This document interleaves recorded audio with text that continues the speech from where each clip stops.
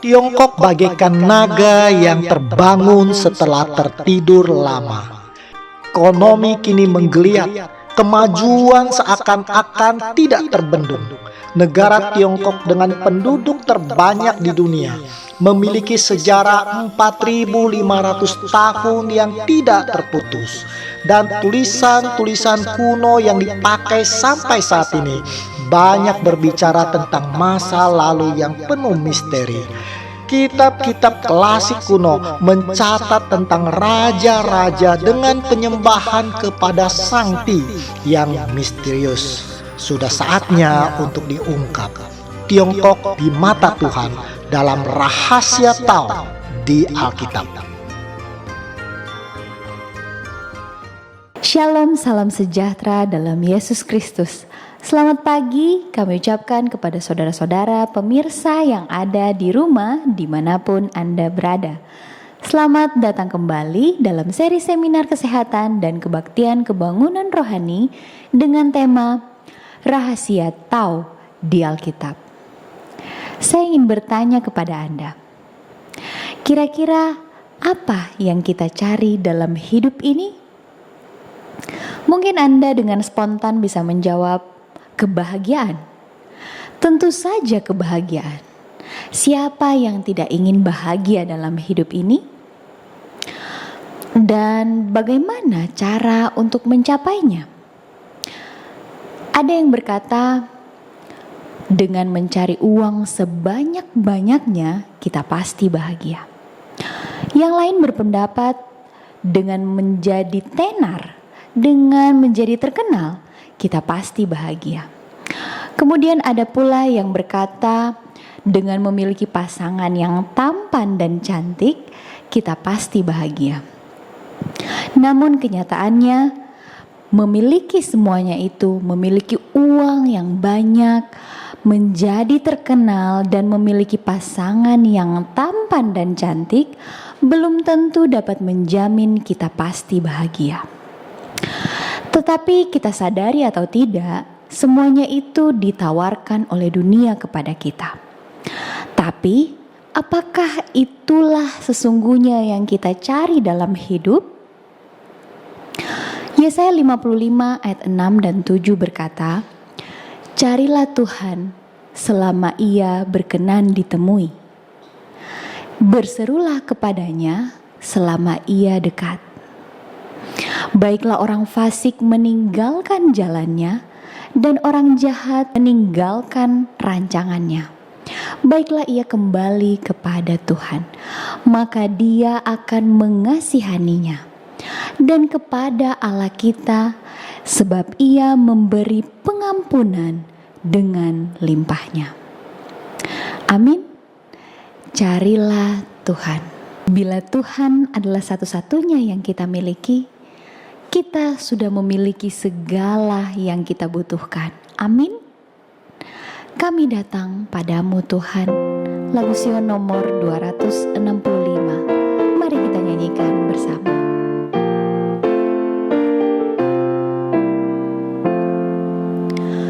Kami datang padamu, menyembah kaki-Mu. Janganlah tolak kami, Tuhanlah kami cari.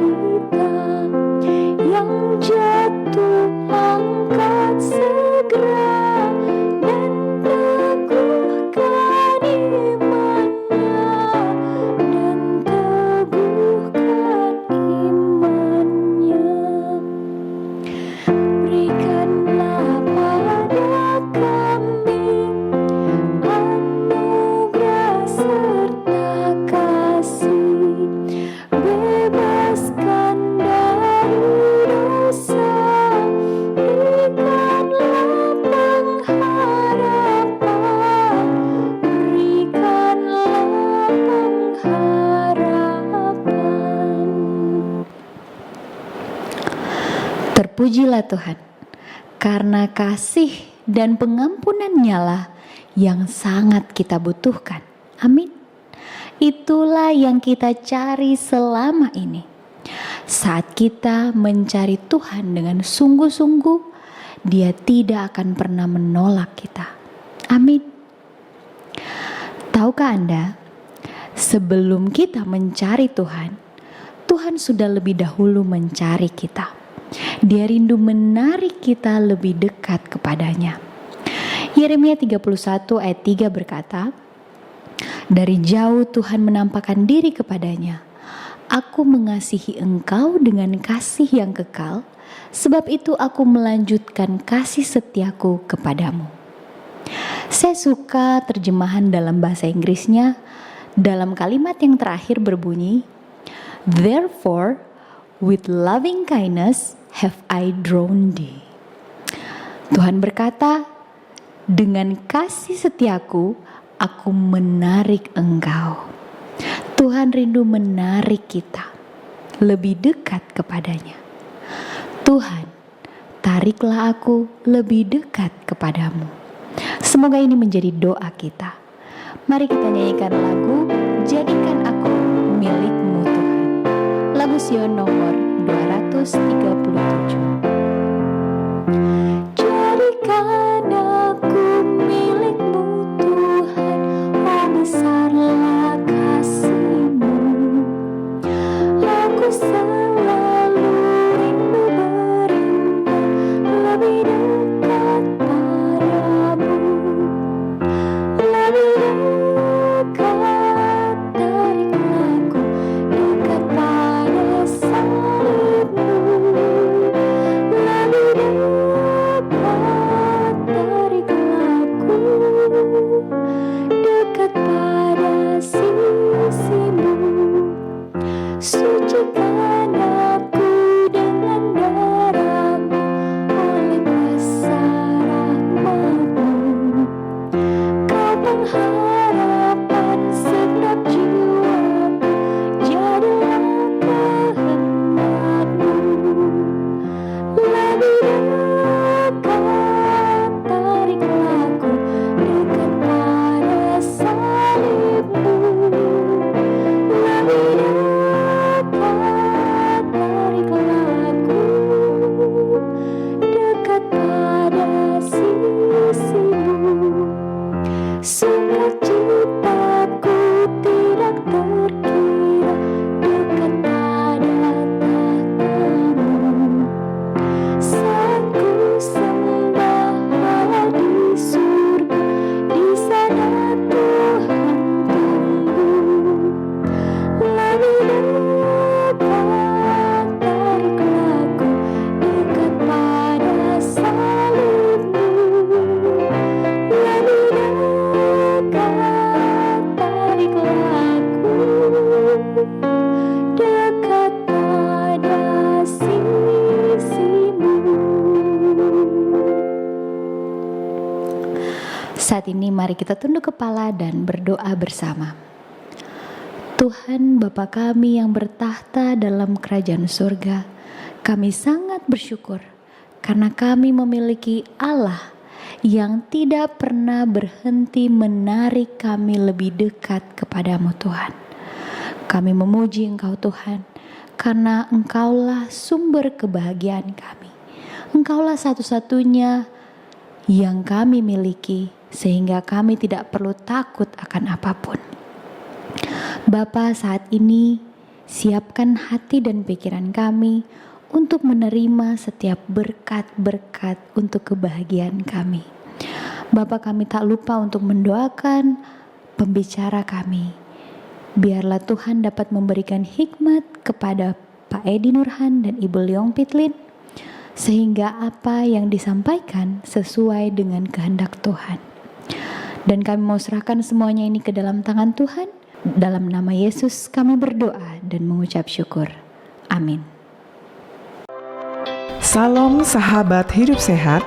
Seminar kesehatan dan pola hidup ini dipersembahkan oleh hidupsehat.org, CMC Jakarta, dan Cancer Support Center. Shalom saudara-saudara yang kekasih di dalam Tuhan. Kita bertemu kembali di sesi ke-6 seri seminar kesehatan rahasia hidup yang berkelimpahan. Newstart, 8 obat alami untuk mendapatkan hidup sehat yang berkelimpahan, yaitu nutrisi, olahraga, air, sinar matahari, pengendalian diri, udara segar, istirahat, dan percaya kepada Tuhan. Semoga kita semua sudah menghafalnya. Kita sudah belajar mengenai makanan dalam 3 episode sebelumnya. Makanan yang membunuh dan makanan yang menyembuhkan.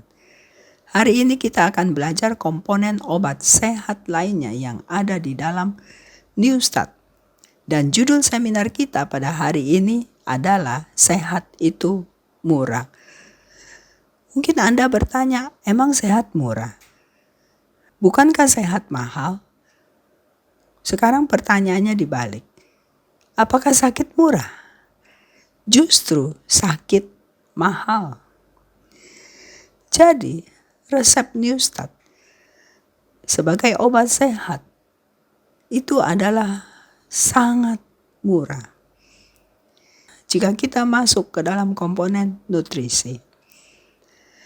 Saya punya pohon jambu biji, pohon mangga. Kalau berbuah, saya tinggal petik, tidak perlu bayar. Berbuah banyak, saya petik banyak. Dan saya juga makan dan bagi-bagi orang tidak perlu bayar. Makanan sehat, tapi gratis. Semua makanan di alam Tuhan berikan kepada kita dengan limpahnya, secara gratis.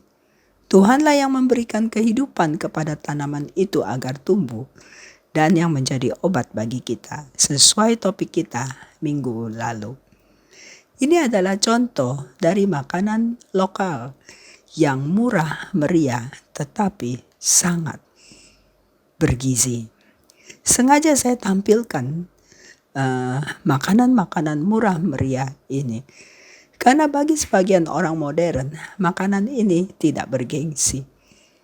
Tetapi makanan ini adalah makanan yang tumbuh di negara kita ini. Jadi memang sebaiknya kita makan makanan hasil bumi dari tanah di mana tempat kita tinggal.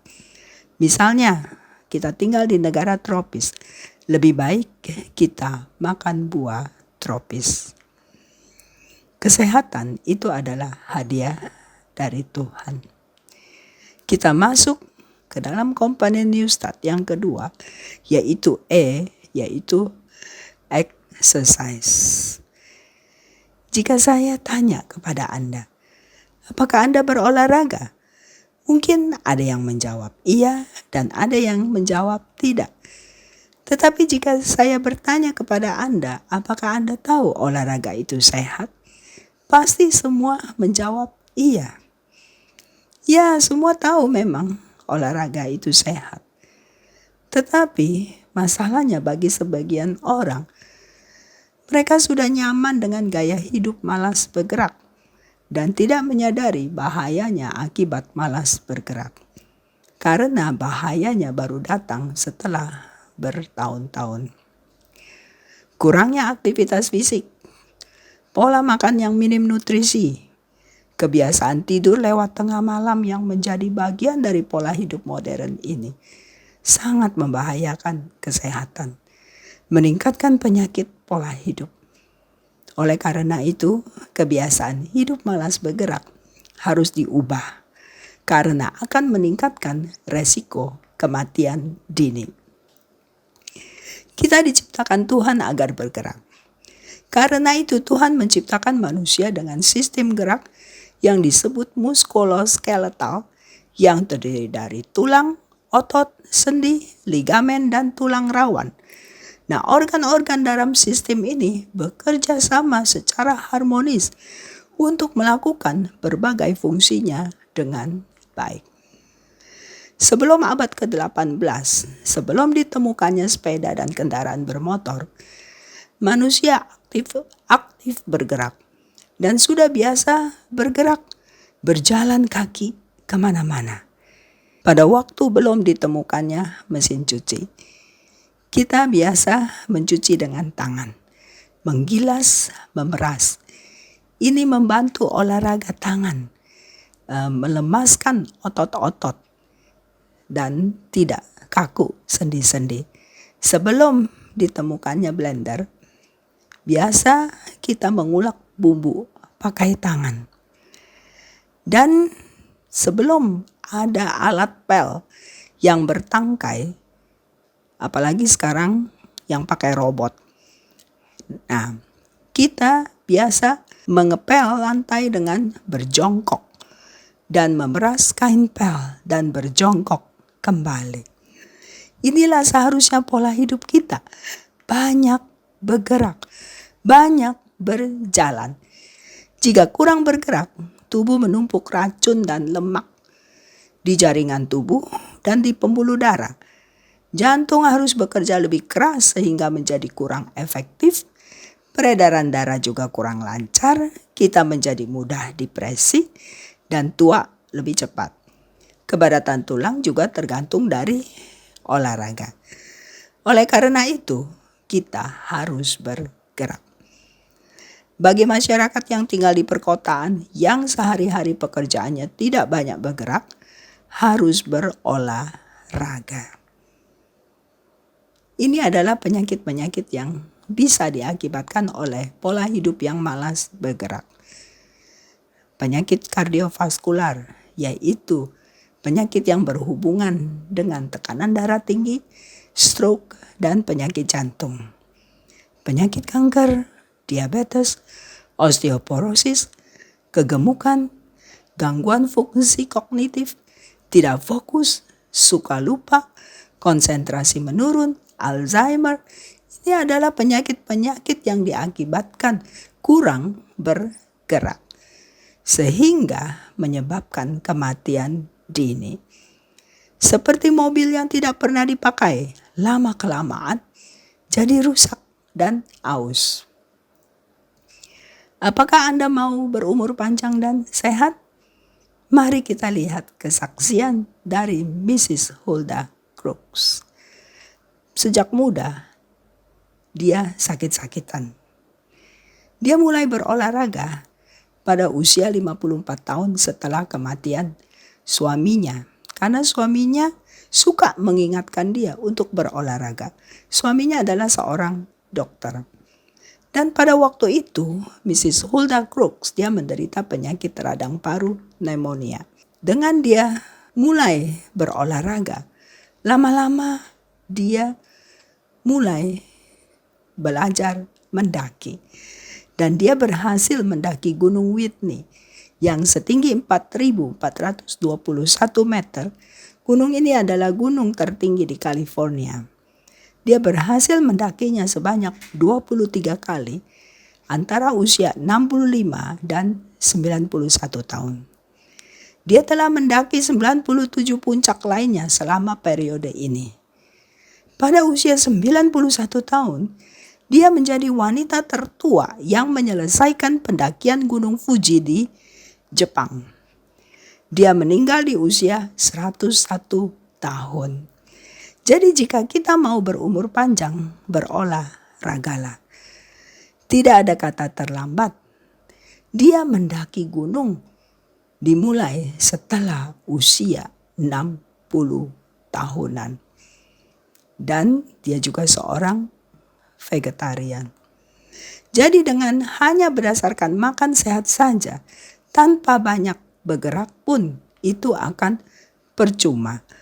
Agar sehat, kita harus bergerak. Mungkin Anda bertanya, apa olahraga yang terbaik? Satu hal yang perlu diingat, olahraga tidak perlu pakai uang. Modalnya hanya kemauan. Pilihlah jenis olahraga yang Anda senangi. Jangan berolahraga karena kewajiban. Karena itu tidak akan memberikan kita kebahagiaan. Tidak bahagia, mana bisa kita sehat? Nah, jika mau yang terbaik, yang murah meriah, jalan cepat adalah yang terbaik. Tetapi jika Anda mempunyai masalah dengan lutut, berenang atau sepeda statis adalah yang terbaik. Atau jika Anda mempunyai keterbatasan fisik, tetap bisa berolahraga disesuai dengan keadaan fisik Anda. Berapa lama berolahraga? Minimal 30 menit 5 kali seminggu. Jangan tawar-tawar lagi. Ada yang bilang, saya berolahraga seminggu sekali atau seminggu 2 kali. Itu bukan olahraga, itu rekreasi. Nah, untuk tingkatkan kesehatan, usahakan 1 jam berolahraga setiap hari. Kita sudah lihat bagaimana orang-orang yang berumur panjang 90, 100 tahun. Mereka semua selain makan sehat yang alami, mereka juga banyak bergerak dan masih bekerja. Umur 89 tahun masih bisa jongkok, kita lihat. Dan memang olahraga sangat penting agar kita bisa berumur panjang dan sehat. Ada pepatah yang mengatakan, Fan ho pai pu zhou, huo dao jiu se jiu. Setelah makan, jalan kaki bisa hidup sampai 99 tahun. Huo dong, yuan dong. Dan kita lihat lagi komponen yang ketiga dari Newstart, yaitu water. Air atau cairan merupakan komponen utama dalam tubuh manusia. Fungsi cairan dalam tubuh manusia berperan sangat penting bagi kelangsungan kehidupan dan kesehatan. Jika kebutuhan cairan kurang, tubuh akan mengalami ketidaknormalan. Kesehatan pun bermasalah. Mari kita lihat apa fungsi cairan di dalam tubuh. Cairan membawa nutrisi dan oksigen ke sel-sel di seluruh tubuh dan mengeluarkan toksin sampah-sampah dari dalam tubuh. Mengatur suhu tubuh, melindungi organ dan jaringan sel tubuh, membantu pencernaan, fungsi ginjal, melumas sendi-sendi, bahkan tulang pun memerlukan cairan untuk kesehatan kulit, kesehatan mata, meningkatkan fungsi otak, menambah energi, memperkuat sistem imunitas tubuh. Selain itu, air juga dibutuhkan di dalam kehidupan kita sehari-hari. Seperti cuci tangan untuk menghindari kuman-kuman, bakteri, virus, dan sebagainya. Dan pada masa COVID seperti ini, kita dihimbau untuk sering mencuci tangan. Jadi air sangat penting untuk kesehatan. Selain itu juga untuk mandi, untuk mencuci bahan makanan yang akan kita makan, untuk memasak, mencuci baju, mencuci piring, bersih-bersih rumah, untuk irigasi pertanian, irigasi perkebunan, dan juga peternakan, penyuplai energi, dan menjaga ekosistem lingkungan. Air begitu penting bagi kehidupan manusia. Oleh karena itu Tuhan memberi kita air begitu limpahnya, di mana 71% bumi ditutupi oleh air. Dan Tuhan juga sudah mengatur dengan sempurna. Air yang ada bisa didaur ulang. Kita tidak akan mungkin kekurangan air. Pertanyaannya, minum berapa banyak air sehari dan kapan? Setiap hari kita akan kehilangan air melalui ginjal kira-kira 5,5 gelas. Paru-paru kira-kira 2 gelas. Kulit kita akan kehilangan kira-kira 2 gelas air melalui keringat. Saluran usus kira-kira kehilangan setengah gelas air. Jadi total kira-kira 10 gelas. Minum berapa banyak air? Kira-kira kita butuh minum 10 gelas air setiap hari. Dan bukan air berwarna-warni, air putih, air jernih. Selain dari air yang kita makan, dari sayuran dan buah-buahan kita juga mendapatkan cairan. Dan untuk minum, minumlah di antara jam makan, bukan sambil minum sambil makan. Air adalah obat terbaik. Water is the best medicine. Kemudian komponen newstat lainnya yaitu A, singkatan dari air, udara segar. Dikisahkan ada satu keluarga yang terdiri dari 5 orang. Mereka pergi berlibur pada hari Natal ke pegunungan San Bernardino di California. Mereka menginap di satu rumah. Pada saat itu di bulan Desember, udara tidak biasa dinginnya. Jadi pada malam Natal, mereka membuat api yang besar di perapian. Sebelum tidur mereka cek semua jendela apakah sudah tertutup dengan rapat agar udara dingin tidak masuk. Pada hari Natal, tetangga heran, kenapa kok masih sunyi di rumah itu? Pada waktu Sheriff datang ditemukan, mereka semuanya mati lemas karena kekurangan oksigen. Seseorang dapat hidup berminggu-minggu tanpa makanan, berhari-hari tanpa minuman, tetapi hanya dalam hitungan menit tanpa udara seseorang akan meninggal. Udara adalah bahan dasar kebutuhan manusia. Dari mulai kita hidup, nafas pertama yaitu lahir, sampai nafas penghabisan pada waktu kita meninggal. Jadi udara sangat penting bagi kita. Kalau kita bicara tentang udara, maka kita akan berpikir mengenai oksigen. Tetapi sebenarnya udara hanya terdiri dari 21% oksigen dengan mayoritas sebenarnya adalah nitrogen yaitu 78%. Namun demikian jumlah oksigen itu sangat penting bagi tubuh. Glukosa dari makanan yang kita makan dioksidasi, dicampur dengan oksigen untuk memberikan kepada kita tenaga. Apa manfaat udara segar? Membersihkan paru, membuat pikiran lebih jernih, meningkatkan stamina, mencegah insomnia, membantu kesembuhan, meningkatkan kekebalan tubuh. Luar biasa fungsi udara bagi kesehatan kita. Oleh karena itu, Tuhan menciptakan paru-paru kita dengan begitu canggihnya. Paru-paru manusia berisi hampir 1,5 juta kantong udara mini, alveoli. Kalau semua kantong-kantong udara ini terentang lebar, direntangkan, maka permukaannya yang menyambung satu dengan yang lainnya, itu menyamai luas sebuah lapangan tenis. Jadi Anda lihat bahwa paru-paru kita mempunyai kemampuan yang besar untuk menghirup oksigen.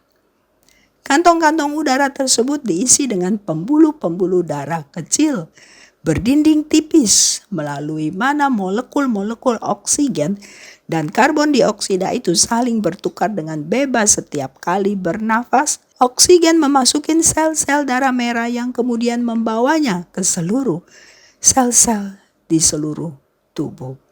Tetapi jumlah oksigen yang sampai ke sel-sel itu tergantung pada jumlah yang dihirup sewaktu bernafas. Jika kita lihat organ tubuh kita, begitu halusnya, begitu luar biasanya cara kerjanya. Kita akan melihat bahwa penciptanya, yaitu pencipta tubuh kita, Tuhan, memang Tuhan yang luar biasa. Udara segar adalah obat terbaik. Udara juga selalu dimurnikan karena Tuhan ingin kita selalu sehat. Jadi Tuhan selalu membersihkan udara di alam ini. Bagaimana cara membersihkan udara ini? Yaitu dilakukan oleh kejadian alam. Misalnya melalui badai dan kilat, oleh tanaman hijau, pohon-pohonan dan air yang mengalir, sinar matahari, lautan dan pasir. Tetapi sayangnya, udara yang senantiasa dibersihkan itu selalu dibikin rusak oleh manusia. Dan kita juga perlu perhatikan faktor-faktor yang menghalangi suplai oksigen ke tubuh. Pakaian ketat, jeans ketat, ikat pinggang ketat, korset ketat, membatasi paru-paru untuk berkembang penuh dan menghalangi sirkulasi sehingga mengurangi oksigen yang dibawa ke seluruh tubuh. Kemudian posisi duduk atau posisi berdiri yang salah, yang cenderung membungkuk, itu mencegah paru-paru untuk berkembang penuh dan mengakibatkan organ vital kekurangan suplai oksigen. Dan yang mengganggu suplai oksigen ke tubuh juga memakan makanan tinggi lemak jenuh, sehingga mengurangi kadar oksigen di dalam darah. Darah menjadi lebih kental sehingga tidak bisa lagi membawa oksigen ke pembuluh-pembuluh arteri yang lebih kecil secara efisien. Bagi kita yang sering berada di ruang tertutup, kita perlu perhatikan zat pencemar di dalam ruangan tertutup. Sering disebut dengan sick building syndrome, yaitu banyak virus-virus, bakteri, dan jamur. Ini adalah penyebab paling umum dari penyakit akut dari para pekerja di dalam gedung ber-AC. Partikel-partikel penyebab infeksi itu dihembuskan melalui pernafasan, batuk, atau bersin, dilepaskan ke udara dalam ruangan itu, berputar-putar di dalam ruangan. Ini seperti halnya aerosol, beredar melalui sistem pendingin ruangan itu.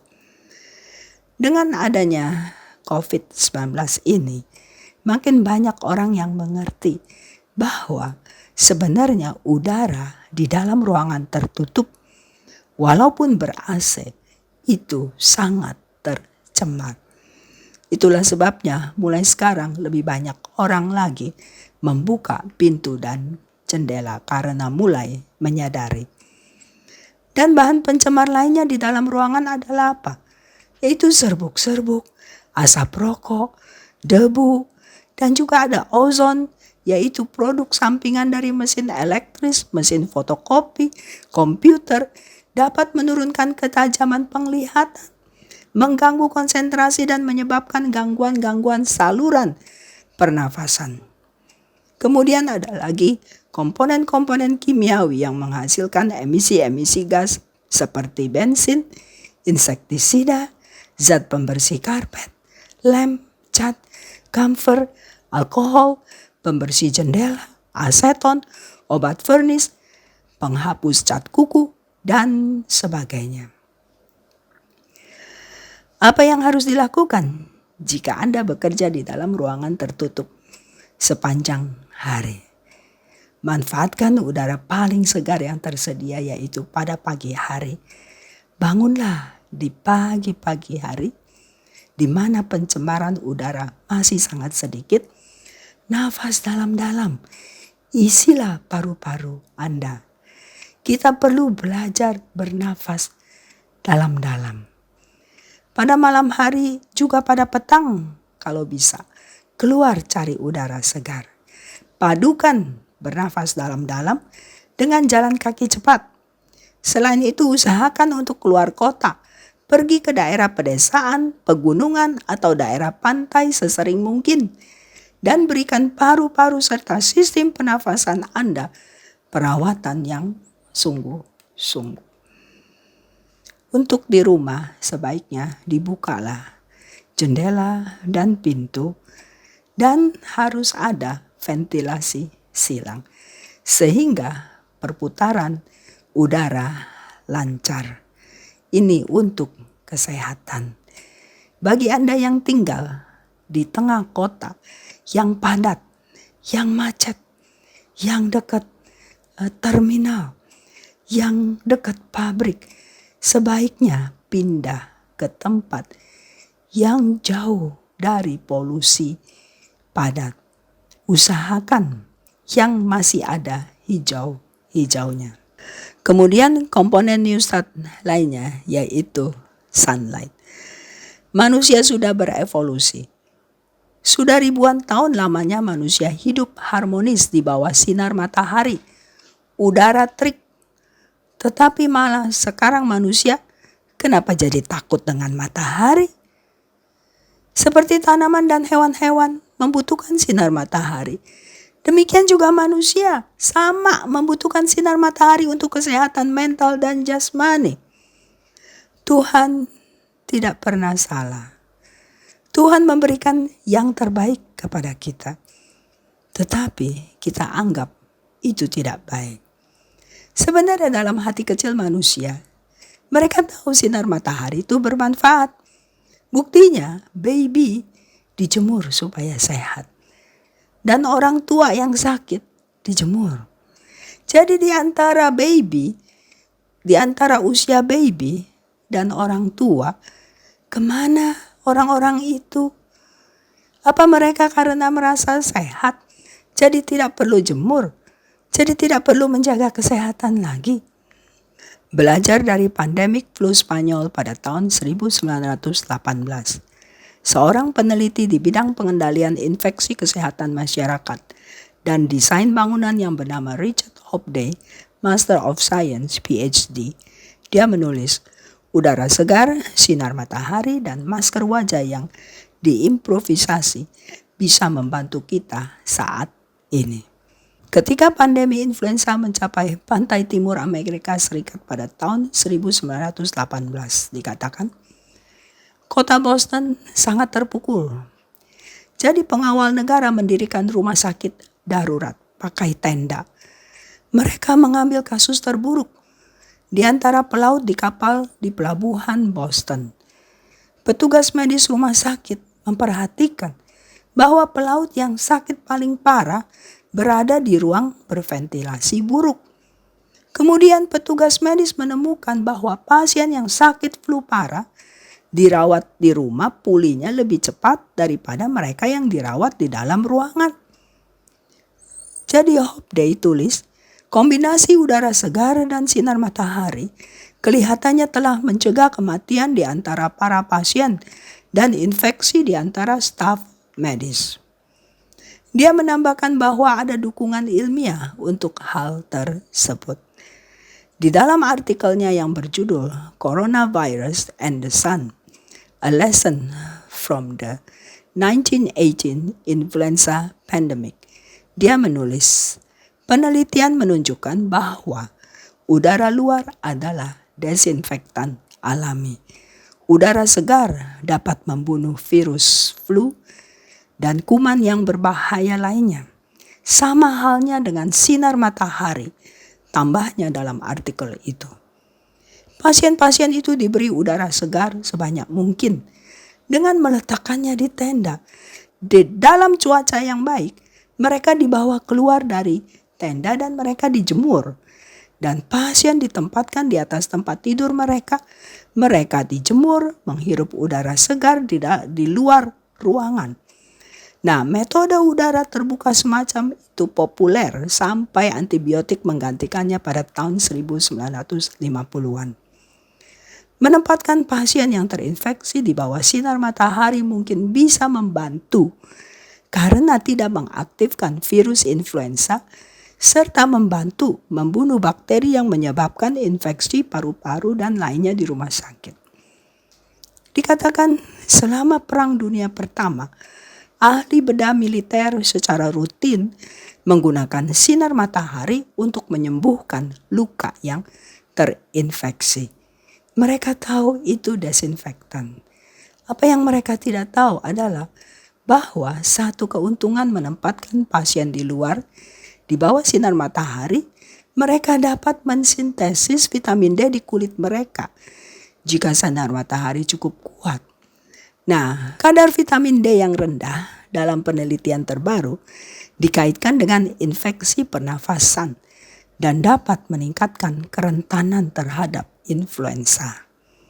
Selain itu, ritme biologis tubuh kita tampaknya mempengaruhi cara kita melawan infeksi. Penelitian baru juga menunjukkan bahwa mereka dapat mengubah respons peradangan terhadap virus flu. Jadi udara segar, sinar matahari adalah obat. Rumah sakit zaman sekarang sudah kurang udara segar, apalagi sinar matahari. Tertutup, semua jendela dikunci, tidak bisa dibuka. Dan udara di dalam tercemar dan sangat membahayakan sebenarnya. Rumah sakit zaman dulu ada ventilasi. Kamar-kamar pasien menghadap ke taman. Bisa menghirup udara segar. Bisa membuka jendela dan pintu. Manfaat sinar matahari begitu banyak. Meningkatkan sistem imunitas tubuh, meningkatkan fungsi otak, mengatur tekanan darah normal, membantu tidur nyenyak, memberi suasana hati yang baik, memberi kekuatan tulang, menurunkan resiko penyakit jantung, diabetes, autoimun, kanker, dan yang lain-lain. Pertanyaannya, kapan berjemur dan berapa lama? Berjemur yang terbaik adalah pada saat matahari di atas kita, yaitu tengah hari. Jadi antara jam 10 sampai jam 3 sore. Tidak perlu lama-lama, 15 sampai 30 menit cukup, tergantung dari teriknya panas matahari dan juga warna kulit kita. Sinar matahari adalah obat terbaik. Sekali lagi, hari ini kita sudah belajar tambahan 4 komponen dari Newstart yang semuanya memberikan kesehatan, tetapi tidak perlu biaya. Udara segar, kita tidak perlu beli. Air, jika kita tinggal di pedesaan, air kita bisa memakainya dengan bebas. Dan olahraga, Tuhan sudah memberi kita tubuh dengan sistem gerak. Tidak perlu bayar, kita hanya pakai untuk kesehatan. Sinar matahari Tuhan kasih dengan limpahnya, tidak perlu bayar. Dan juga buah-buahan, sayur-sayuran, Tuhan kasih melalui tanaman. Kita usahakan, kita memetik hasilnya. Tuhan tidak minta bayaran. Sehat itu murah, bahkan gratis. Jadi kesehatan, kesehatan murah. Sakit yang mahal. Karena kesehatan murah, siapapun bisa mendapatkannya. Bahkan dengan uang, seberapa banyak pun tidak bisa membeli kesehatan. Uang hanya bisa membeli obat. Sekali lagi, Tuhan sangat menyayangi kita. Sehat adalah hadiah dari Tuhan. Dan apa yang kita lakukan terhadap kesehatan yang Tuhan berikan kepada kita adalah hadiah kita kepada Tuhan. Marilah kita rawat tubuh kita untuk kemuliaan Tuhan. Sebagai penutup, kita baca dari 1 Korintus 10 ayat 31. Jika engkau makan atau jika engkau minum atau jika engkau melakukan sesuatu yang lain, lakukanlah semuanya itu untuk kemuliaan Allah. Terima kasih saudara-saudara yang kekasih di dalam Tuhan. Semoga seminar kesehatan pada hari ini dapat lebih memotivasi kita untuk merawat tubuh kita dengan baik untuk kemuliaan Tuhan. Amin.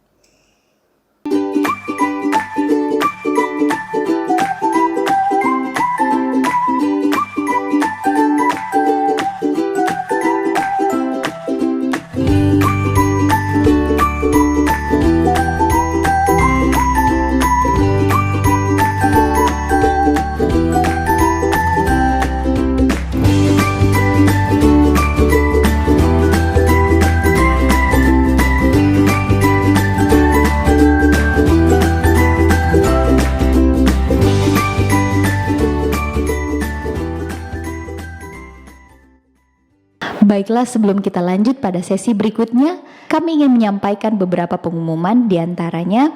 Baiklah, sebelum lanjut pada sesi berikutnya, kami ingin menyampaikan beberapa pengumuman. Di antaranya, bila Anda memiliki pertanyaan sehubungan dengan topik setiap Sabtu, Anda dapat mengirimkan pertanyaan ke 0878 00 123457. Dan bila Anda merasa terberkati dengan setiap pembahasan kesehatan maupun rohani setiap Sabtu, jangan lupa untuk like, subscribe, komen, kemudian bagikan pelajaran yang berharga ini juga kepada orang-orang yang Anda kasihi di dekat Anda. Kami juga ingin mengajak saudara mengikuti kelas belajar Alkitab bersama secara online. Dan untuk informasi lebih lanjut, Anda dapat menghubungi 0878 00 123457. Kami tetap mengundang sahabat-sahabat anak muda untuk mengikuti belajar Alkitab bersama setiap Kamis malam jam 7:30. Kami juga rindu untuk mendoakan Anda. Bila Anda memiliki beban dan rindu untuk didoakan, sampaikan permohonan doa Anda ke 0878 00 123457. Dan saat ini marilah kita siapkan hati kita untuk mengikuti acara berikutnya. Selamat menyaksikan.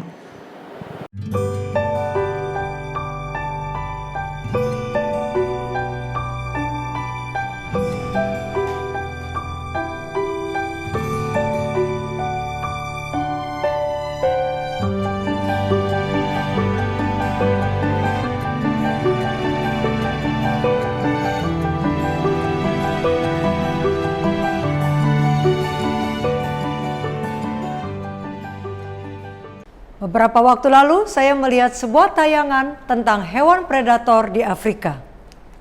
Dalam adegan tersebut terlihat rusa yang lemah diincar oleh seekor harimau.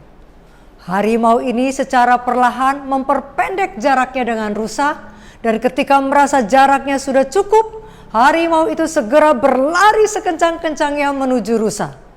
Rusa yang malang ini pun kaget dan langsung lari secepat mungkin. Kalau biasanya harimau mampu mengatasi kecepatan mangsanya, kali ini si rusa ternyata cukup beruntung karena ia berhasil menghindar. Entah kenapa harimau itu memperlambat laju dan kemudian berhenti dan rusa tersebut selamat. Ia terus lari dengan kaki yang anggun bagai lompatan seorang balerina. Selain punya langkah yang panjang dengan keempat kaki lentik, rusa bisa melompat tinggi untuk mendaki perbukitan. Ternyata kaki rusa itu kuat dan cocok untuk medan hutan yang kasar. Ia mampu berlari cepat meski tanah yang diinjaknya tidak bagus. Jalan terjal berbatu bukanlah masalah bagi seekor rusa untuk bisa mencapai puncak bukit. Sebuah lokasi yang jauh lebih aman dari kejaran binatang-binatang buas. Betapa luar biasanya kaki rusa. Sesungguhnya saudara sekalian, rusa bukanlah hewan yang kuat. Ia termasuk hewan yang lemah dan selalu menjadi incaran binatang-binatang pemangsa atau predator-predator yang buas. Tetapi Tuhan mengaruniakan rusa kaki-kaki yang lincah, yang dapat membawanya meloncat dengan cepat, bahkan mampu melompat jauh di atas bebatuan yang kasar dan tajam, hingga sampai pada tempat yang tinggi. Dan itulah senjatanya untuk menghindari serangan. Kehidupan rusa dapat dianalogikan dengan kehidupan manusia.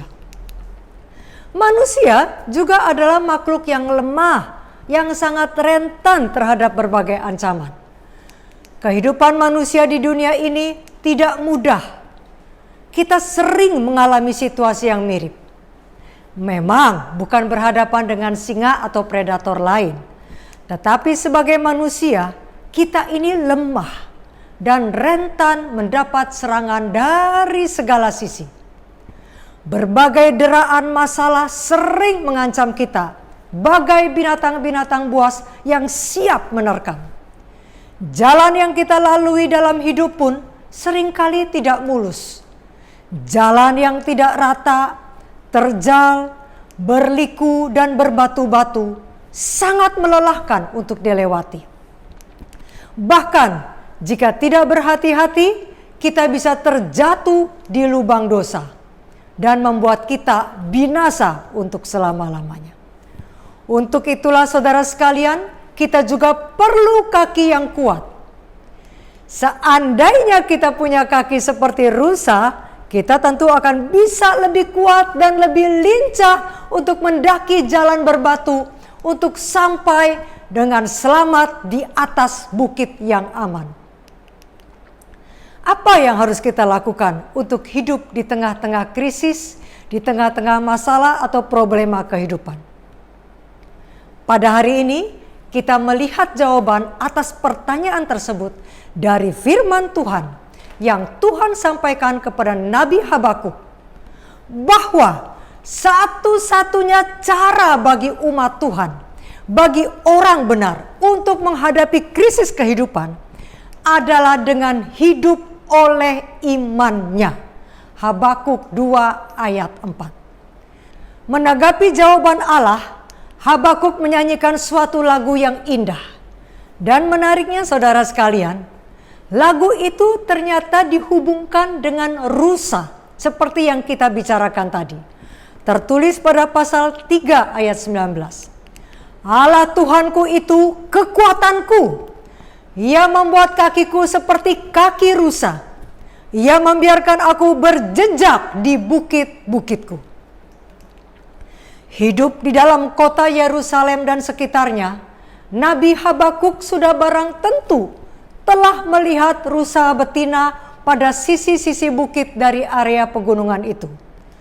Saudara sekalian, rusa betina itu berbeda dengan rusa jantan. Yang betina tidak mempunyai tanduk dan beratnya kurang lebih separuh dari yang jantan. Karenanya, satu-satunya cara rusa betina untuk melepaskan diri dari pemangsanya adalah kecepatan kakinya. Apabila dikejar oleh pemangsa, rusa betina dapat lolos ke tempat yang aman di lereng berbatuan, di mana binatang lain dapat jatuh dan selip. Dan tahukah saudara, menurut bahasa aslinya, maka kata rusa yang dipakai pada ayat ini adalah rusa betina, bukan rusa jantan. Nabi Habakuk menyadari bahwa sama seperti rusa betina, umat Tuhan tidak memiliki senjata atau apapun juga untuk melindungi diri mereka di dalam kehidupan ini. Satu-satunya pengharapan hanyalah Allah yang sanggup untuk memimpin hidup kita, untuk membuat kaki kita kuat dan cekatan bagaikan rusa betina. Seperti kondisi saat ini, menghadapi COVID-19, sekalipun kita punya uang, kita punya kedudukan, kita punya pendidikan yang tinggi, semuanya itu tidak dapat menyelamatkan kita. Demikian juga menghadapi krisis-krisis kehidupan, sakit penyakit, masalah keuangan, belum lagi masalah pekerjaan dan lain-lain. Hanya satu hal yang dapat menopang umat Allah di dalam krisis dan problema kehidupan, yaitu hubungan kita masing-masing secara pribadi dengan Tuhan yang berdasarkan iman percaya. Bahkan di tengah-tengah kemalangan atau masalah yang sepertinya bertubi-tubi, seperti tertulis di Habakuk 3 ayat 17-18. Sekalipun pohon ara tidak berbunga, pohon anggur tidak berbuah, hasil pohon zaitun mengecewakan, sekalipun ladang-ladang tidak menghasilkan bahan makanan, kambing domba terhalau dari kurungan, tidak ada lembu sapi dalam kandang. Namun kita teruskan ayat ini. namun aku akan bersorak-sorak di dalam Tuhan, beria-ria di dalam Allah yang menyelamatkan aku. Kita dalam kondisi seperti ini pun tetap dapat memutuskan untuk bersukacita di dalam Tuhan. Luar biasa saudara sekalian. Kita bisa saja kehilangan semuanya. Kesehatan kita, uang, pekerjaan, keluarga yang kita kasihi, hubungan yang tidak manis, dan sebagainya. Terkait dengan segala sesuatu yang berhubungan dengan kehidupan ini. Namun ketahuilah saudara, bahwa Allah tetap bersama dengan kita. Allah yang menyelamatkan itu bersama dengan kita. Masalah boleh ada dalam kehidupan kita. Namun, kita dapat mengambil keputusan untuk selalu mengucap syukur dan bersuka cita di dalam Tuhan. Memang itu tidak mudah. Itulah sebabnya saudara sekalian, mari kita belajar mengandalkan Tuhan. Jadikanlah Allah, Tuhan kita, sebagai kekuatan kita. Dia siap menjadikan kaki kita seperti kaki rusa yang mampu naik hingga berdiri tegak di atas bukit. Itulah sebabnya saudara sekalian, marilah kita berdoa pada saat ini. Tuhan, kami mau menjadikan Engkau sebagai kekuatan dalam kehidupan kami. Buatlah kami percaya kepadamu, apapun masalah yang Tuhan izinkan terjadi dalam kehidupan kami. Sesuai dengan firman-Mu, maka kami akan seperti rusa yang dengan lincahnya melompat-lompat hingga tiba di tempat yang aman. Kami akan melompat melewati masalah dalam kehidupan ini bersama dengan Tuhan, hingga kami pulang ke rumah Tuhan. Di dalam nama Tuhan Yesus kami berdoa dan mengucap syukur. Amin.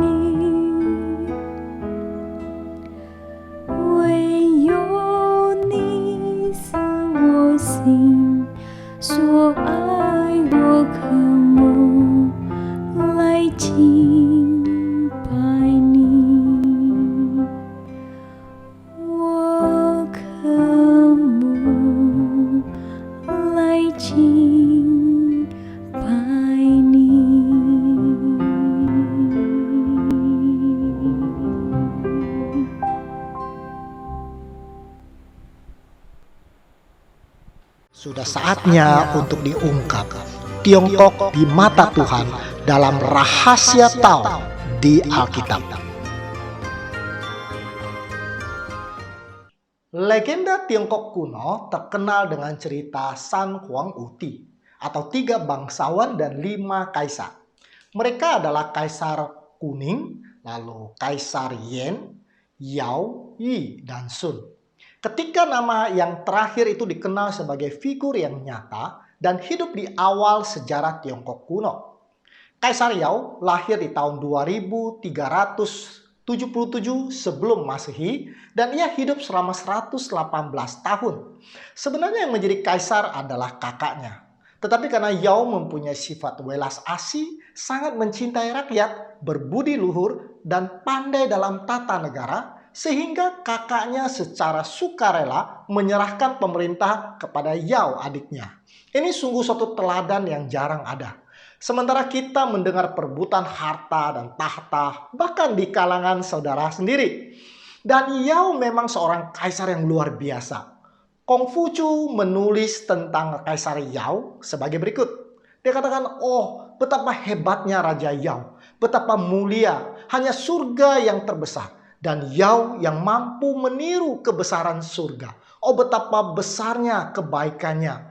Orang-orang tidak tahu dengan bahasa apa untuk mengungkapkan pujian mereka tentang itu. Betapa mulianya dan prestasinya. Betapa mulianya sistem ritual yang telah didirikan. Baik, kemudian filosofi Yao dalam menjalankan pemerintahan dapat dilihat dari pengakuannya sebagai berikut. Jika ada orang yang kelaparan, akulah yang membuatnya kelaparan. Jika ada seseorang kedinginan, akulah yang membekukan dia. Jika ada orang yang dinyatakan bersalah, aku yang menyebabkannya. Tidak heran dia dicintai dan dihargai oleh seluruh rakyatnya. Dunia perlu lebih banyak pemimpin seperti Yao. 70 tahun Yao memerintah Tiongkok dan tidak seperti dinasti-dinasti kerajaan pada umumnya. Yao tidak menyerahkan pemerintahannya kepada anaknya. Sebaliknya dia mencari siapa orang yang pantas untuk menjadi kaisar berikutnya. Dan pilihannya jatuh kepada seorang yang bernama Sun. Sun terkenal sebagai seorang anak yang sangat berbakti kepada orang tua. Nah, orang Tionghoa punya cerita yang sangat menarik mengenai anak yang berbakti kepada orang tua. Anak demikian disebut sebagai Haozi.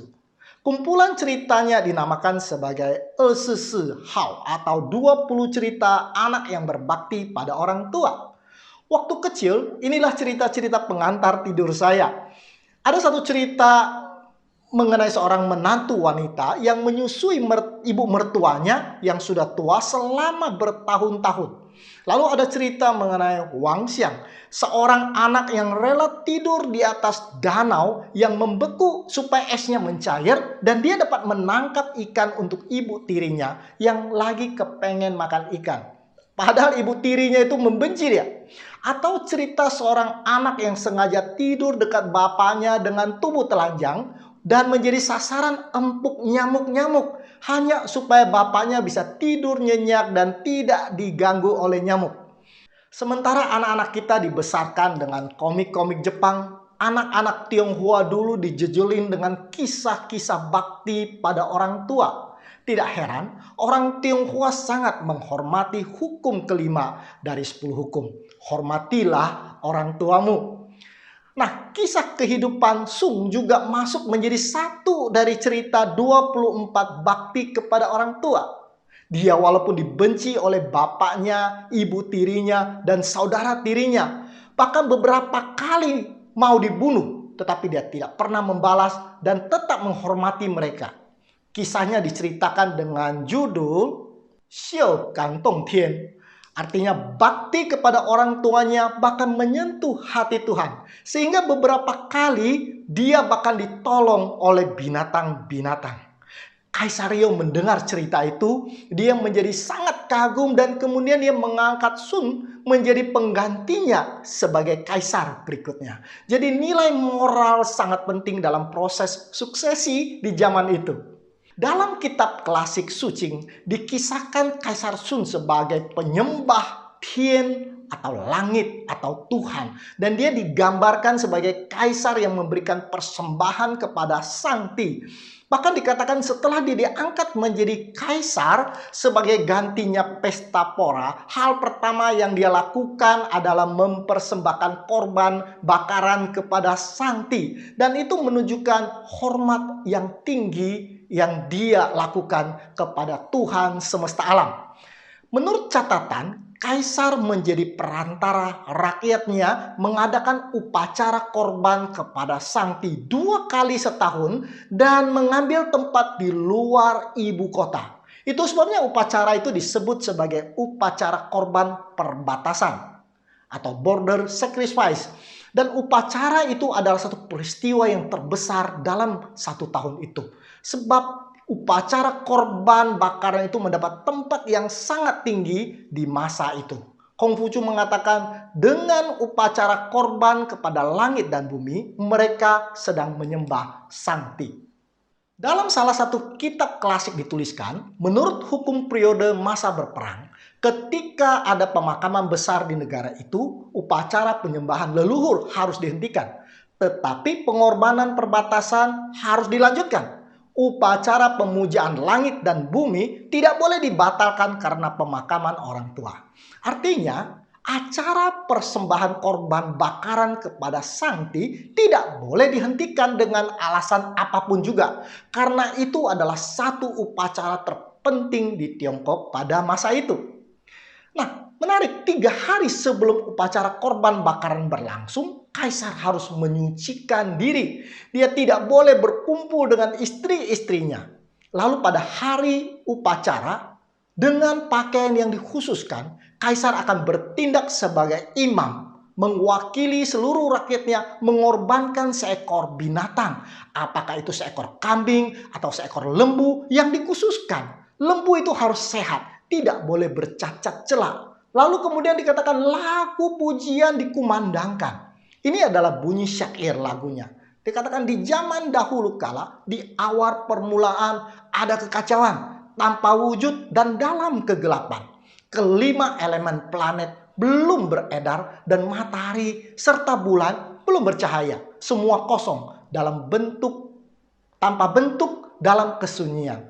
Engkau, wahai penguasa roh, pertama-tama memisahkan yang kasar dari yang murni. Engkau menciptakan langit, engkau menciptakan bumi, engkau menciptakan manusia. Dan semuanya dengan kemampuan reproduksi memperoleh keberadaannya.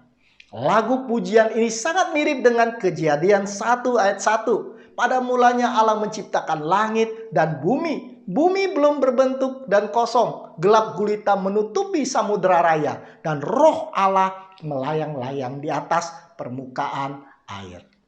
Jadi orang Tiongkok kuno percaya Sang Ti atau Tian sebagai oknum pencipta langit dan bumi, manusia, dan seluruh alam semesta. Dialah Tao yang maha kasih, maha kuasa, dan maha besar. Lebih besar dari apapun yang kita kenal. Nah, menarik cara menulis kata Tian yang artinya langit atau Tuhan adalah dari karakter Ta.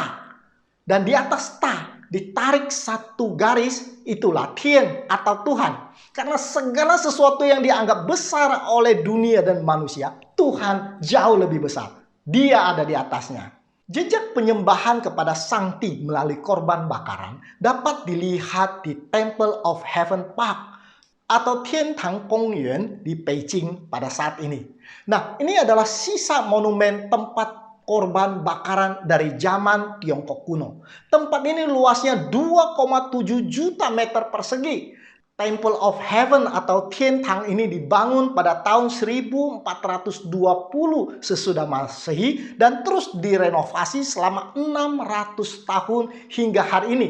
Dan di bait suci inilah para kaisar dari dinasti Ming dan dinasti Qing terus melakukan atau melaksanakan upacara korban bakaran. Disinilah para kaisar menyembah dan memberikan korban kepada Sang Ti, kepada Tian sebagai pencipta alam semesta ini. Nah, bangunan utama Tiantang meliputi Yanqiu Tang atau panggung altar bulat. Lalu ada Huang Qiongyi atau kubah kerajaan langit. Kemudian ada Qing Nian Tian, ruang doa untuk panen yang baik. Dan di tengah ruangan Qing Nian Tian ada sebuah tablet dengan tulisan Mandarin dan bahasa Manchuria dengan kata-kata Huang Tian Sangti atau penguasa tertinggi surga. Ini menunjukkan bahwa objek pemujaan semua kaisar Tiongkok dari generasi ke generasi adalah penguasa langit tertinggi, pencipta langit dan bumi, dan segala sesuatu yang ada di bumi. Menarik, tidak ada patung sebagai objek penyembahan di dalam Temple of Heaven. Tidak seperti yang ada pada saat ini di wihara atau di kuil-kuil modern. Karena mereka percaya bahwa Sangti adalah Allah yang tidak berwujud. Dalam salah satu kitab klasik Tiongkok kuno diceritakan ada seorang kaisar pada dinasti Shang yang jahat yang bernama Wu.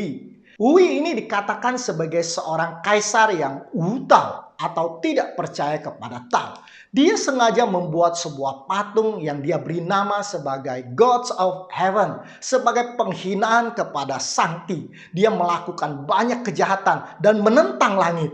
Satu kali kaisar itu sedang berburu di dekat sungai Huanghe dan dia dihantam oleh petir dan mati seketika itu juga. Penyembahan dalam bait suci di Temple of Heaven memang mengandung misteri. Ada apa di balik korban bakaran yang dianggap begitu penting oleh Kongfucu ketika dia mengatakan bahwa pengorbanan pinggiran kota atau perbatasan adalah acara nasional terbesar di Tiongkok kuno dan ini tidak dapat dihapuskan. Dan lebih jauh, Kongcu mengatakan ia yang memahami upacara-upacara dan korban kepada Sangti akan menemukan bahwa memerintah sebuah kerajaan semudah melihat telapak tangan. Apa yang membuat korban perbatasan itu sangat istimewa? Jawabannya ada di Timur Tengah. Karena itu saya mau mengajak pemirsa untuk tinggalkan Tiongkok dan kita berpindah ke Timur Tengah. Ke satu peristiwa penting di dalam sejarah pada abad ke-14 sebelum Masehi. Ketika Tuhan memanggil seorang yang bernama Musa. Kepada Musa Tuhan berikan satu proyek besar. Yaitu membawa satu bangsa yang besar untuk berpindah dari Mesir, tempat di mana mereka dijajah, menuju ke satu tempat yang baru di tanah Kanaan. Bangsa itu bernama Israel. Dan Tuhan berjanji akan menjadikan bangsa ini menjadi bangsa yang besar. Berbeda dengan bangsa yang lain. Mereka akan Tuhan jadikan satu bangsa yang kudus. Satu bangsa yang Tuhan akui sebagai miliknya sendiri. Untuk mengeluarkan bangsa Israel dari Mesir tidak mudah. Musa harus bertarung dengan Firaun yang tidak mau melepaskan bangsa Israel begitu saja karena mereka adalah tenaga kerja yang murah mendekati gratis. Tuhan harus menurunkan 10 tulah membuat Firaun dan kerajaan Mesir kalang kabut. Akhirnya Firaun menyerah tanpa syarat, terpaksa mengizinkan bangsa Israel untuk keluar dari Mesir setelah anak sulungnya mati dibunuh oleh Tuhan. Yang menarik adalah dalam perjalanan ke tanah Kanaan, Tuhan memutuskan untuk tinggal bersama dengan orang Israel. Tuhan berkata kepada Musa, buat sebuah kemah. Dan Tuhan berkata di dalam Keluaran 29 ayat 43, di sanalah aku akan bertemu dengan orang Israel. Dan tempat itu akan dikuduskan oleh kemuliaanku. Jadi Tuhan mau tinggal bersama dengan bangsa Israel di dalam kemah itu. Itu sebabnya kemah itu disebut sebagai kemah suci. Kemah itu tidak boleh sembarang dibangun. Blueprint atau cetak biru kemah suci itu diberikan secara detail oleh Tuhan, baik ukuran, bahan maupun perabotannya. Dan Musa tinggal bangun sesuai dengan cetak birunya.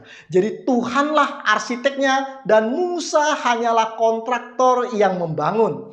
Dan kemah itu ternyata bukan hanya sekedar tempat tinggal Allah. Kemah itu adalah sebuah rahasia cetak biru dari sebuah konsep keselamatan. Waktu kecil kita suka baca cerita tentang peta rahasia yang dapat membawa seseorang kepada harta karun yang terpendam. Nah, bait suci ini adalah sebuah peta yang dapat membawa kita kepada harta yang terpendam. Di dalam Matius 13 ayat 44 dikatakan hal kerajaan surga itu seumpama harta yang terpendam. Jadi bait suci adalah pedoman bagi manusia menuju kepada kerajaan surga. Secara umum, kemah suci terbagi menjadi 3 bagian. Ada halaman atau pelataran, lalu ada tempat kudus, dan ada tempat maha kudus. Menarik bahwa di dalam Temple of Heaven juga terdiri dari 3 bagian seperti pada kemah suci. Nah, yang Anda dengar berikut ini akan membuat Anda merinding bahwa Allah sungguh detail dalam merencanakan dan menuntun manusia kepada keselamatan. Dia sudah atur semuanya. Dia sudah siapkan semuanya. Dan kita tinggal menurut dengan iman. Dan kita akan sampai kepada keselamatan. Baik, kita bayangkan kita sekarang sedang di dalam sebuah perjalanan mencari harta karun. Dan awal petualangan kita itu dimulai di halaman bait suci. Perabotan yang pertama yang kita akan jumpai adalah mezbah korban bakaran. Nah, saya berterima kasih kepada Tuhan bahwa perjalanan ke sorga tidak dimulai dengan kesucian. Tuhan tidak mengatakan kamu harus suci dulu sebelum memulai perjalanan ini. Maka pasti akan banyak yang gagal sebelum mulai. Perjalanan keselamatan kita itu dimulai dengan mengakui bahwa kita adalah orang yang berdosa. Bahwa kita adalah manusia yang lemah, yang masih mencintai dosa-dosa kita. Kita masih suka marah, kita masih suka gosip, kita masih suka berbohong. Dan dosa-dosa kesayangan lainnya.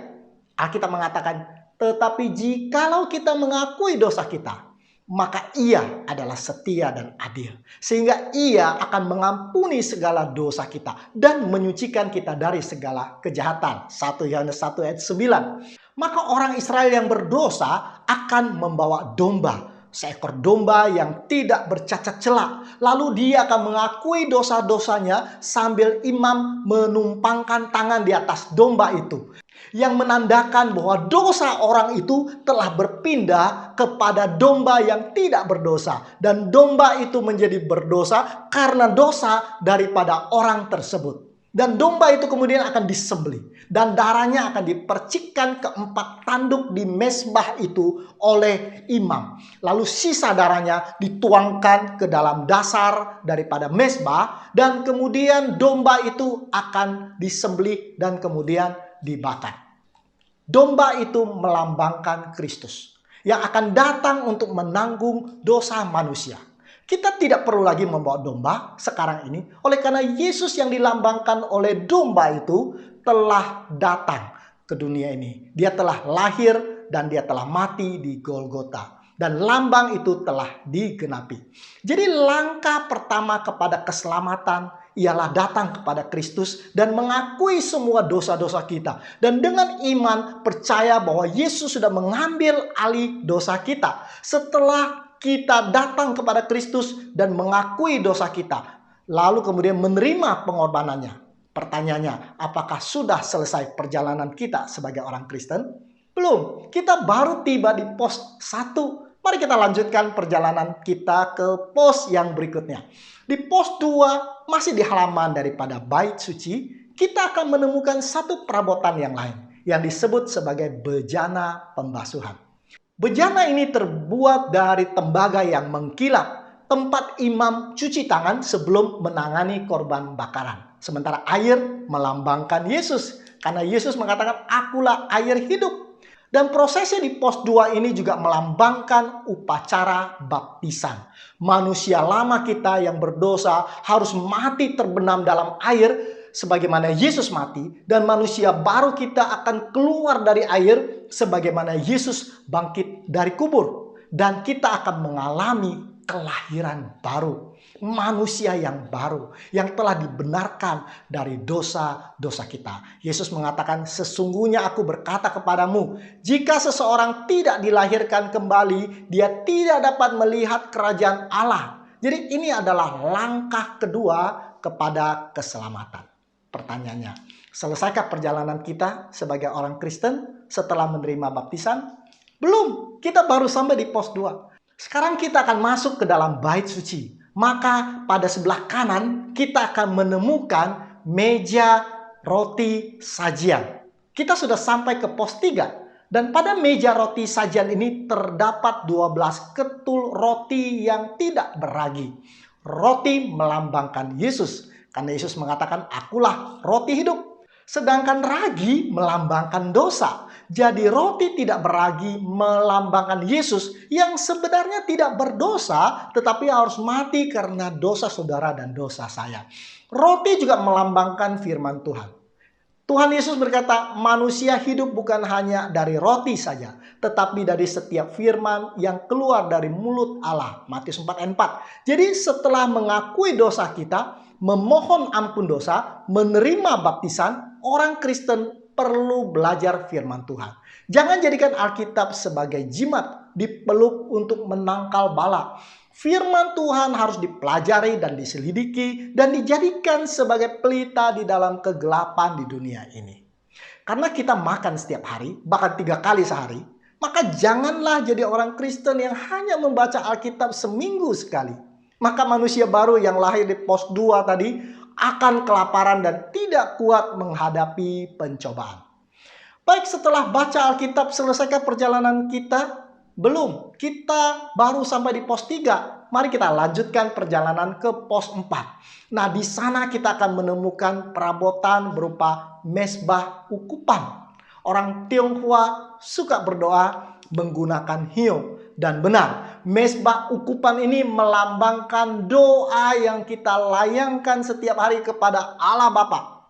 Sebelum menjadi Kristen, berdoa bagi saya adalah memohon perlindungan, memohon berkat, kadang-kadang memohon Tuhan menghukum mereka yang jahat kepada saya. Sekarang bagi saya berdoa adalah jalan bagi saya untuk merasakan bahwa Tuhan dekat dengan saya. Saya tidak perlu interlokal, saya tidak perlu tulis surat atau tulis WA. Saya bahkan tidak perlu berbisik. Saya cukup berbicara dalam hati saya kepada Allah dengan perantaran Yesus. Dan Allah mendengarkannya. Dia selalu dekat dan selalu ada di samping saya. Jarak antara kita dengan Allah hanya sejauh doa. Dan doa adalah bukti iman kita bahwa Allah itu ada dan mendengarkan kita. Apa rahasia kekuatan Yesus saat hidup di dunia yang berdosa ini? Alkitab mencatat dia berdoa pagi-pagi dan dia berdoa sampai larut malam. Itu sebabnya pos 4 sangat penting dalam perjalanan kita sebagai orang Kristen. Namun perjalanan kita belum selesai.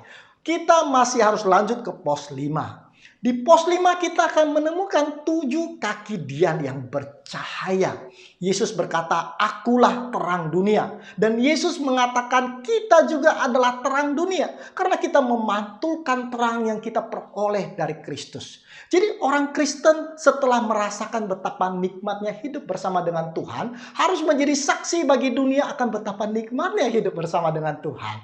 Dan betapa ruginya kalau kita tidak berjalan bersama dengan Tuhan. Selesai perjalanan kita, masih ada satu pos lagi. Yaitu pos yang terakhir yang berada di satu ruangan lagi, yaitu ruang Maha Suci. Nah, di ruang itu ada sebuah tabut perjanjian yang terbuat dari kayu akasia berlapis emas. Pada tutupnya ada 2 malaikat yang menjulurkan sayapnya. Di dalam Keluaran 25 ayat 22 dikatakan, dan di sanalah aku akan bertemu dengan engkau.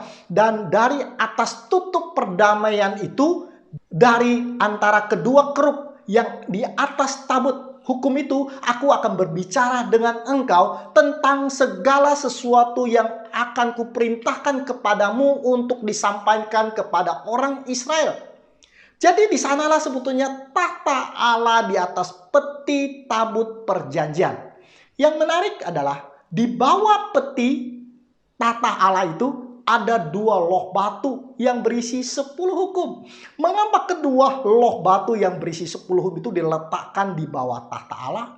Karena itulah dasar pemerintahan Allah. 10 hukum. Jadi sebagai orang Kristen, akhir perjalanan kita adalah menghidupkan hukum Allah di dalam gaya hidup kita. Saya percaya bahwa kita sebagai orang Kristen banyak yang sudah hafal isi dari 10 hukum. tinggal belajar menghidupkannya. Dan kita mengakhiri perjalanan kita dengan hidup bersama dengan Allah di tahtanya. Itulah harta karun kita. Perjalanan kita dimulai dengan menerima pengorbanan Kristus. Lalu kemudian kita menerima baptisan. Lalu kemudian kedua bagian ini kita sebut sebagai justification atau dibenarkan. Lalu kemudian kita masuk belajar firman Tuhan. Lalu kemudian kita berdoa. Lalu kita juga perlu untuk bersaksi. Dan terakhir kita harus hidup selaras dengan hukum Tuhan. Dan kita akan sampai ke tahta Allah.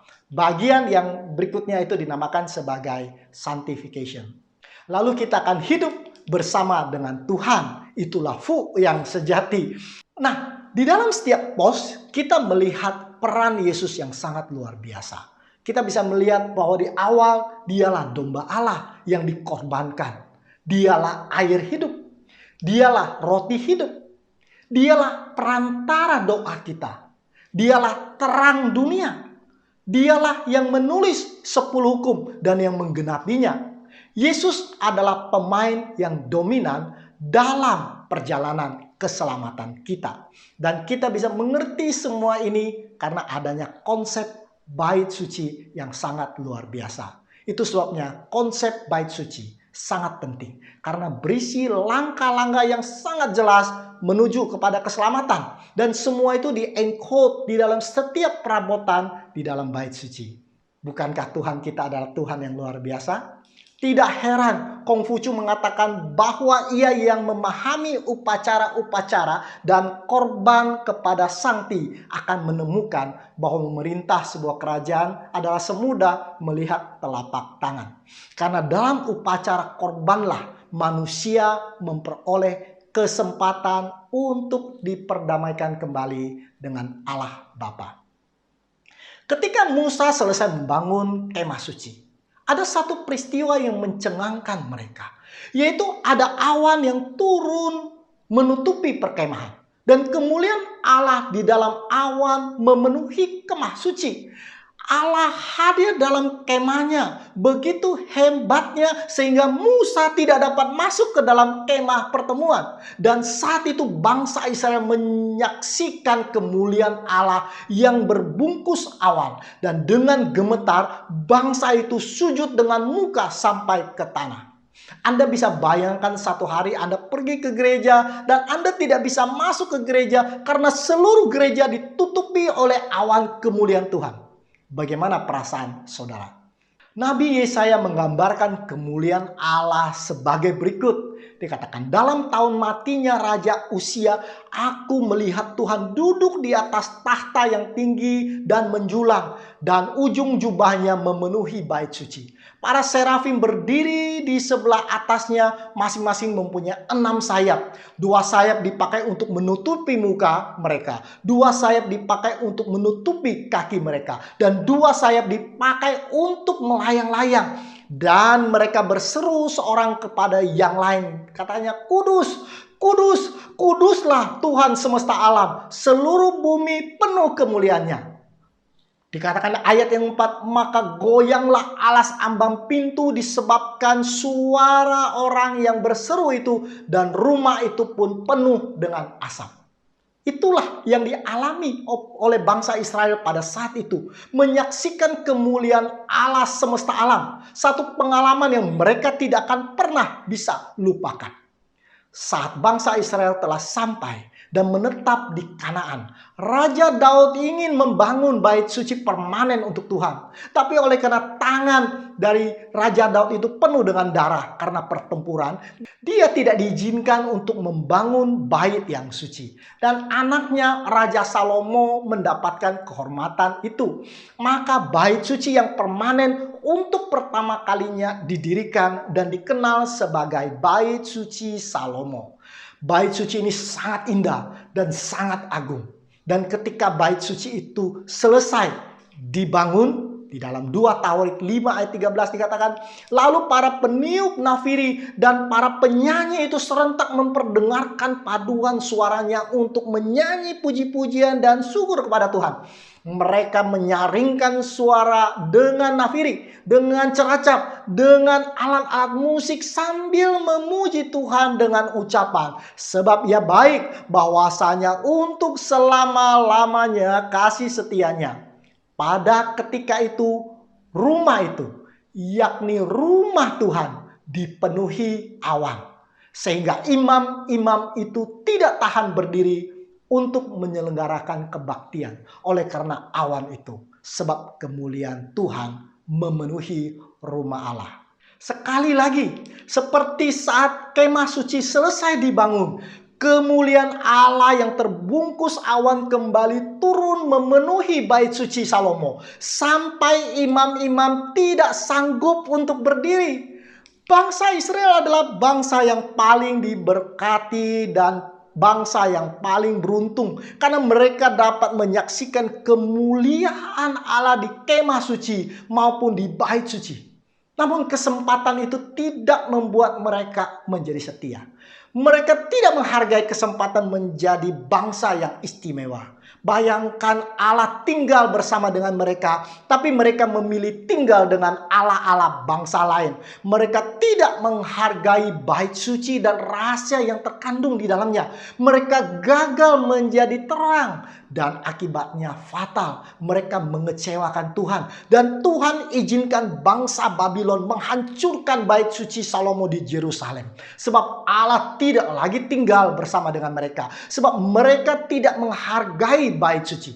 Allah menghukum Yehuda dengan mengizinkan Babylon melawan mereka selama 70 tahun supaya mereka bertobat. Nah, di akhir daripada masa penghukuman Tuhan, hidup seorang nabi yang bernama Daniel. Daniel tahu bahwa Yehuda sudah berkhianat kepada Tuhan. Yehuda sudah mengecewakan Tuhan. Itu sebabnya bait suci Salomo dihancurkan musuh dan mereka menjadi orang buangan, orang tawanan. Dan Daniel memohon ampun dosa kepada Tuhan mewakili bangsanya. Anda bisa baca itu sebuah doa yang sangat indah dan luar biasa di buku Daniel Fatsal yang ke-9. Dia memohon kepada Tuhan untuk mengampuni bangsanya dan mereka dapat diizinkan kembali ke Yerusalem untuk kembali membangun bait suci. Daniel katakan di dalam Daniel 9 ayat 17, oleh sebab itu dengarkanlah ya Tuhan doa kami, doa hambamu ini, doa permohonannya, dan sinarkanlah tempat kudusmu yang telah musnah ini dengan wajahmu demi Tuhan sendiri. Daniel mengharapkan kemuliaan Tuhan kembali turun dalam bentuk awan dan bersinar di bait suci yang akan dibangun. Akhirnya Raja Persia mengizinkan mereka untuk pulang. Untuk membangun kembali Yerusalem. Untuk membangun kembali bait suci yang sudah dihancurkan oleh kerajaan Babylon. Bahkan Tuhan berjanji bahwa bait suci yang akan mereka bangun itu akan dipenuhi dengan kemuliaan. Yaitu di Hagai 2. Ayat 7 dikatakan, aku akan menggoyangkan segala bangsa sehingga barang yang indah-indah kepunyaan segala bangsa akan datang mengalir. Maka aku akan memenuhi rumah ini dengan kemegahan firman Tuhan semesta alam. Lalu mereka mulai membangun bait suci yang kedua. Dan ketika bait suci itu selesai, pada hari itu mereka berkumpul menunggu awan kemuliaan Tuhan turun seperti pada waktu kemah suci atau bait suci Salomo selesai dibangun. Tetapi awan itu tidak turun-turun. Mereka menunggu dan terus menunggu dan awan kemuliaan Allah tidak kunjung turun. Esra 3 ayat 12 dikatakan, tetapi banyak di antara para imam, orang-orang Lewi, dan kepala-kepala kaum keluarga, orang tua-tua yang pernah melihat rumah yang dahulu menangis dengan suara nyaring. Mereka sedih, mereka bingung, kenapa kemuliaan Tuhan tidak turun pada bait suci ini seperti pada bait-bait suci sebelumnya. Apakah Allah tidak lagi mau tinggal bersama dengan mereka? Bukankah Nabi Hagai mengatakan bahwa Tuhan akan memenuhi rumah ini dengan kemegahan? Apa yang telah terjadi? Allah tahu Yehuda akan kecewa karena tidak menyaksikan kemuliaan Tuhan dalam bentuk awan pada bait suci yang kedua ini. Dan ia mengutus Jibril datang kepada Daniel dan memberikan sebuah nubuatan dengan durasi 70 kali 7 masa atau 490 tahun. Dan dikatakan pada akhir 490 tahun seorang Mesias akan datang. Dia akan menyelesaikan semua masalah dosa manusia. 490 tahun kemudian Yesus, domba Allah, datang menjelma menjadi manusia. Dan dia tinggal bersama-sama dengan manusia. Immanuel. Matius 21 ayat 12 dikatakan, lalu Yesus masuk ke bait Allah dan mengusir semua orang yang berjual beli di halaman bait Allah. Ia membalikkan meja-meja penukar uang dan bangku-bangku pedagang-pedagang merpati. Yesus masuk ke bait Allah. Bait Allah yang mana? Itulah bait suci yang kedua. Yang saat selesai dibangun, tidak ada kemuliaan Tuhan. Tidak ada awan yang turun yang membuat para orang tua Yehuda menangis. Kini kita bisa mengerti mengapa Nabi Hagai mengatakan bait suci ini akan diisi dengan kemegahan.